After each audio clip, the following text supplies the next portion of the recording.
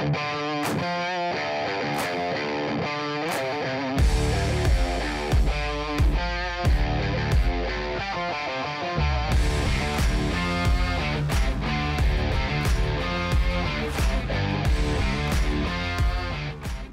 right, welcome back to the eye test. Paul is officially going into the hot seat.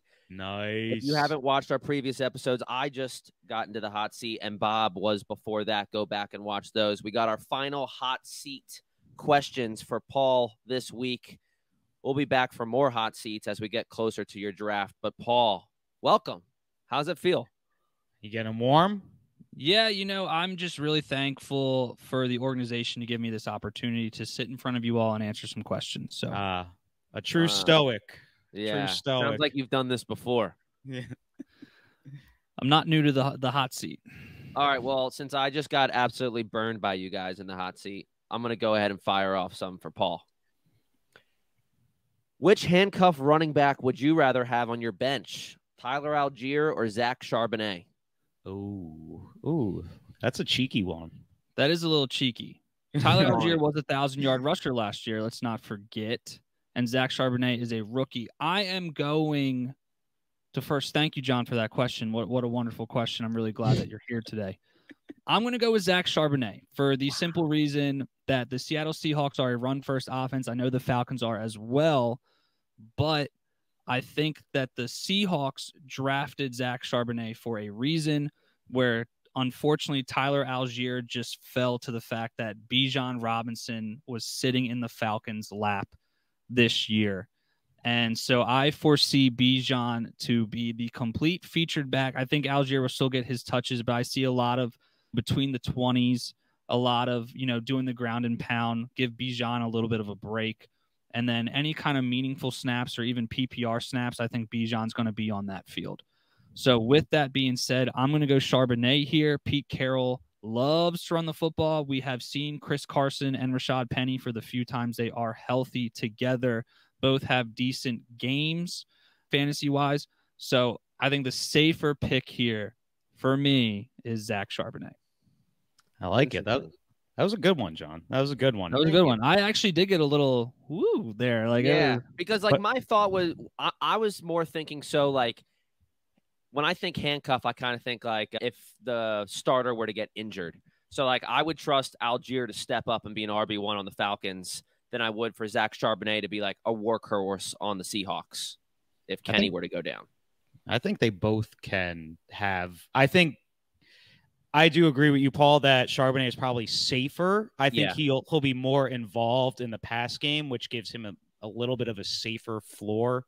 But if Bijan, God forbid, goes down, Algier will probably do the same thing that he did last year, which will be pretty productive.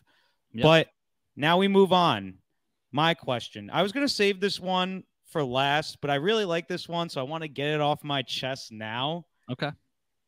Would you rather take Travis Kelce at the 101, so the first overall pick in the draft, you have to take him at 101, or be forced to take Tyler Higbee as your tight end 1? Which would be in the 12th round, I believe. Okay. 12th round. Well, you're guaranteed him as your tight end 1. Gotcha. Bob, first, thank you again for being here. How's Vanessa doing? How's the wife? Everything She's doing great. She's doing great. She's really wants you to answer this question. Oh, okay. Yeah. Oh, I bet. All right. So answer it, dude. Yeah. I'm going to go Travis Kelce. I'm going to go Travis Kelce here. I think that having him on my team would just immediately set the undertone that I'm here to win. If I am remembering this correctly, I believe that he was a tight end 1, but of all pass catchers, he was the pass catcher number 4. Yeah. Which means he was the 4th best pass catcher in fantasy. So that means he was better than the wide receiver 4. He was better than the wide receiver 5. He was better than the wide receiver 6. So I am still gaining a very solid first-round pick here. Again, knock on wood. He has not missed any time. I don't have to worry about that. Where if I have Tyler Higbee in my tight end spot, yes, I probably have some good positional depth at my skill set positions. Yeah. But I mean, just looking at Higbee's fantasy stats, we're looking at 1.7, 3.5, 8.8, 3.4, 3.1, 4.1. Like, I just can't have those games when I can get Kelsey and like expect a 20 ball every game. So you don't think Stafford is going to come back? Because he was pretty good from my memory the year before that when Stafford was healthy all year. No. Yeah, so with you can definitely tell when Stafford was playing. We got 14.1, 10.1, 17.3, 11.6, 15.3. So it's definitely there. But again, this Rams team, they sold their soul for that Super Bowl. And I think of like the 50 people at training camp or the 90 people at training camp, 50 of them are rookies. So or rookies are 1 year players, 1 year vets. So I'm just going again. I'm taking kind of the safe route here. I just think Kelsey, I'd rather take Kelsey 5 picks above his ADP than wait until the 12th round to like roll the dice on goose eggs every week with Tyler Higbee. Fair. All right. Fair. All right, Paul. This question has to do with those fantasy leagues that still have the defense and kicker slot. So this is for defense and kicker slot leagues, which they are kind of weaning away. Oh, John's getting political now. I know. He's trying to make it our league that. Maybe we should get rid of them too. I don't know. Add a third wide receiver. Just saying. All right, Paul. I'd like to know your strategy here. You have all slots filled out on your roster, and there's 2 rounds left in the draft. Do you draft a kicker or a defense first, and why? Okay. Well, first, John, that fedora looks wonderful on you. Thank you. And I am going to go kicker because I am a Justin Tucker stan. I love having Justin Tucker. I love having an elite kicker on my team. There is nothing better than you're in a close game and you're watching the Sunday Night Football game and Harrison Butker is lining up for a 50-yard kick. And you're like, this is an automatic 5 points. Like, this is awesome. Where with the defenses, it's kind of hit or miss. Like a pick 6 is the biggest impact they'll have or a return touchdown. And how often does that happen? I'd rather have an elite kicker in that the second to last round or even borderline elite kicker who I know can drill those 50-yarders, those 40-yarders and get me and rack up those 3, 4, 5 points in chunks a couple times a game. Yeah. I agree. In today's game where so many offenses are putting up points, I mean, you get penalized for that in fantasy with the defense. So, like, you can have the Eagles defense or the Bills defense. I'm trying to think of some really good teams last year on defense. Niners. Niners, right. Like, they would get your sacks and your interceptions, but there's games where they give up 24 points, and it's like you're getting 10 points from your defense, which you want to complain about. But, like, kickers can literally score you 15, 20 points sometimes. But nothing was crazier than, remember, what was that one year where the New England Patriots defense was like, they scored more than like the average fantasy player's flex. Like they were just like racking off 15, 16 point games. Yeah. I definitely agree with the kicker thing. I'm on record saying a lot that a kicker it's honestly, you could definitely even make an argument to reach on a kicker, maybe even a round or 2 early, considering that some of the elite kickers are not guaranteed, but like their floor is pretty much 8 to 10 points. That's pretty good. Yeah, I was actually going to say that when Paul answered. Like, Justin Tucker probably won't be available in the 14th round or whatever the second to last one is. So you're probably looking at getting a kicker like, I don't know, like Tyler Bass or whatever his name is on the Bills. Those honestly, kickers if good. I can't get Tucker, my strategy for a kicker. I'm sorry? Dan Carlson? Yeah, Dan Carlson. Yeah. They're always kicking field goals, those Raiders. Yeah. So my strategy for kickers is if I can't get Tucker, then I look for a decent kicker on a decent team. You just look for mediocrity, like an offense that is good enough to get down the field, but not good enough to punch it in. Yep. Giants. The Jaguars. Jaguars, yeah. I've had them, and I've had the Seattle kicker before too. And then I also look for, like, you can go back and forth because, like, there's an argument for going after kickers whose offenses score a bunch of touchdowns, because then you're just getting, like, you're chipping away 1.1, but you can get a guaranteed 4 points if they average 28 points a game. Guy like guy like Harrison Butker, all he needs is one field goal because he's getting all those extra points. Yeah, so right. Exactly. He could easily, 4 extra points and then 1 field goal. You're at 7 points right there if it's just a normal field goal. So yeah, kickers are a lot more easy to predict than defenses. I mean, you can just get screwed by a defense no matter how good they are. Yeah, no question. All right. Up next, I don't know if we got a bonus one, but this could potentially be our last one. And I think I did a pretty good job. I originally did have Lamar in this question, but I wanted to leave the bias out of it, Paul. Okay, that's fair.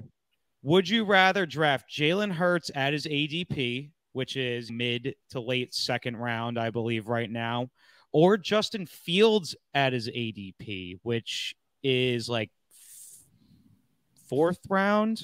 Yes. Yeah, mid to end 4th round. Yeah, so it's looking like, Jalen Hurts I could get in the mid to late 2nd round, and Fields I could get in the mid to late 4th. Yep. Ooh, okay. Bob, first of all, you look wonderful today. That chain is really bringing out your eyes. Thank you. Thank you. That's great. It's tough, right?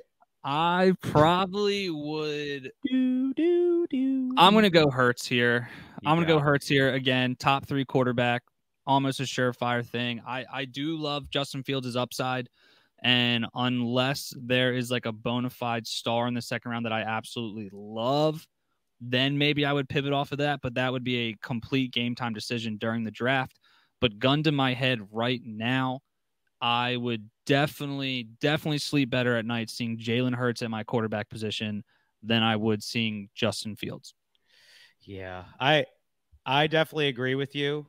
John has that. This is like a weird thing for John because it's his team's quarterback, and then he's also a Justin Fields stan as well.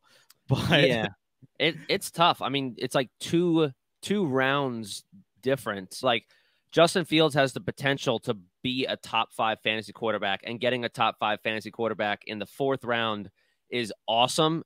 But it's a risk because it's Justin Fields. I mean, he has to be able to throw the ball to those average to below average receivers that he has versus Jalen Hurts. Like, barring injury, it's a guaranteed lock that he's a top 5 quarterback. Yeah. So it's like guaranteed positional advantage in the earlier rounds or taking a risk. I mean, it's tough.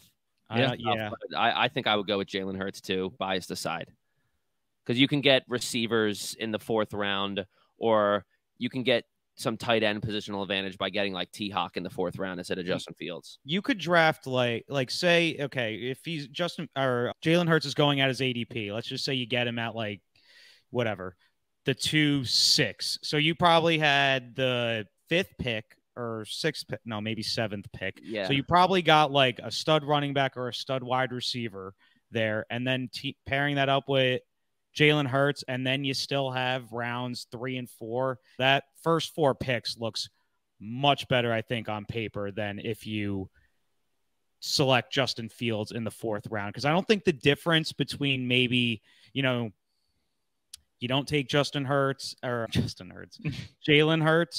and you take maybe a guy like Josh Jacobs or something like that. I don't think the difference is that much. Yeah. No, I agree with you. Point wise?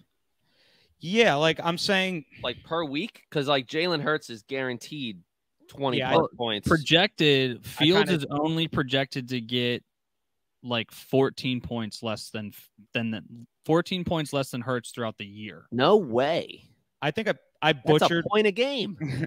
I butchered kind of what I was saying, but I think the positional advantage, the guaranteed advantage there, is too much to pass up as opposed to drafting Justin Fields. Yeah, agreed. Because you're screwed. I mean, if he can't throw the ball, like, we just don't know. This was 2 years ago drafting Jalen Hurts. It was the same conversation.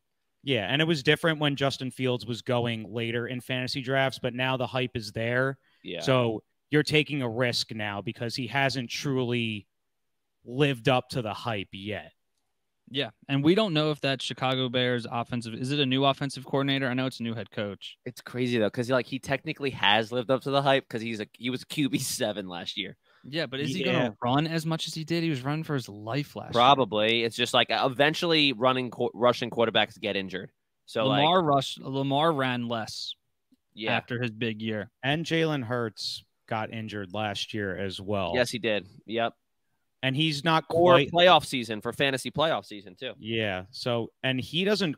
I mean, he runs, but he's not as reliant on it, obviously, as Justin Fields was last year. Yeah, they're doing like designed runs for Justin Fields. Yeah, that's the thing that worries me about Justin Fields is, are you like, is he really going to take that big of a step in the passing game to where it makes up for that 4th round ADP? I'm just not sure about that. Yeah. I like Fields in the 5th or the 6th if I can get a good solid skill position. Gladly take him there. That 4th round pick is what I don't think I could pull the trigger. Because you also have other quarterbacks that are going later. Like if you're a Deshaun Watson guy like me, I'd rather draft Deshaun Watson in the 6th, who I feel like is a little safer than Justin Fields is. Because he's not as reliant. He has a better team around him, and he's not as reliant on his legs, obviously, as Justin Fields is. Yeah. I did a mock before the show. Watson went at the 8-5. And that's ridiculous value. Fields went before Herbert and Lawrence by a whole round. I would take T-Law in the 5th. I mean, there were a couple things in this mock draft that were a little wonky. The sleeper bots were on something. But, yeah, Watson went at the 8-5, which that's pretty good value if that's your first quarterback. That's crazy value. I don't think in actual fantasy drafts he'll make it there. Me neither. Yeah, let me know what you guys think, but I'd kind of rather take a dart throw at Anthony Richardson at the 102 ADP. What is that, like? 8th or 9th round. Yeah, like I think I'd rather take a dart throw at AR-15 than grab Fields in the 4th. Yeah, I think it's tough.